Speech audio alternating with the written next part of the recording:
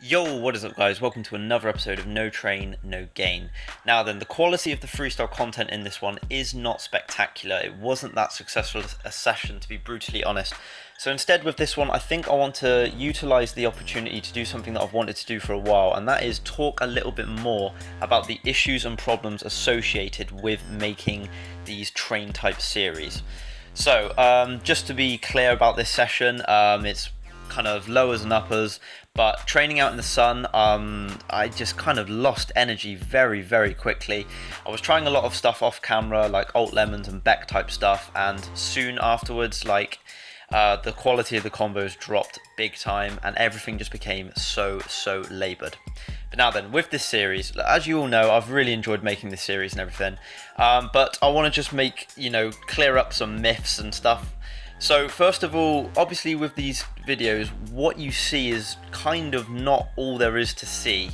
You have to remember that I am choosing what I want to put out to you guys, and they aren't the purest of reflections on every single training session I have. And what I mean by that is you guys have to take into consideration, yes, I will be holding clips back. I've got, big lowers videos that I want to make and stuff, so bear with me that I do want to kind of hold them back for my own personal use. Also, when we take into consideration, training for competitions, obviously it's kind of a given that people won't want to show everything that they're training, still have a little bit of a surprise factor to them. Obviously though, with these sessions, there are huge advantages. I feel like they have made me want to train different things just to have a variety of content that I put into each one. However though, other end of the spectrum, you could also argue that that's a bad thing and that I'm making that determine what I train.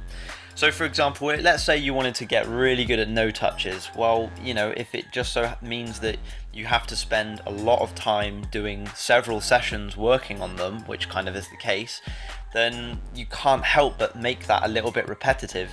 It's just a grind if you want to get to the levels that you want to get to. And I think basics is a really good example for that as well. How can you not be repetitive in showing your progress with basics, I feel.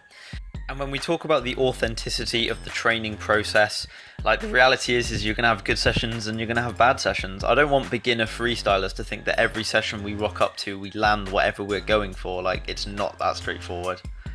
If you're going to be churning these things week in, week out, there's actually a lot of things that I feel, that's a hell of a finish with the outside of the boot. There's a lot of things that you really kind of want to be taken into consideration, or definitely that I have been taking into consideration, but I've still tried to make it as authentic as possible. As you know, I pick a day of the week and I say, right, that session's going to be my no train no gain session, and whatever happens really.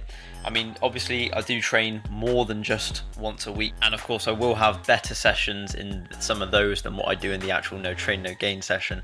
But anyway, cheers for hearing me out in this one.